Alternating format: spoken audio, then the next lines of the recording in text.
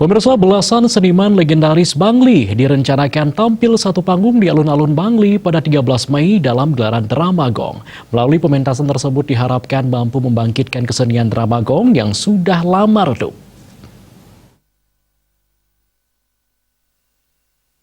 Para seniman Drama Gong legendaris yang bakal tampil yaitu Petruk, Perak, Madiayani, Cablek, Sang Ayu Ganti, Sang Ayu Tirtawati, dan lainnya. Pementasan Drama Gong serangkaian HUT Bangli ini diinisiasi Paiketan Seniman Bangli Paseban. Ketua Paseban Inyoman Johnson menyebutkan ada 17 seniman Drama Gong yang bakal tampil satu panggung di alun-alun.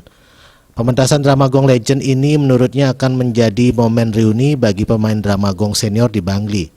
Selain menghibur masyarakat, pementasan Drama Gong ini diharapkan mampu membangkitkan semangat dan kejayaan Drama Gong di Bali. Beberapa pemain muda juga akan terlibat.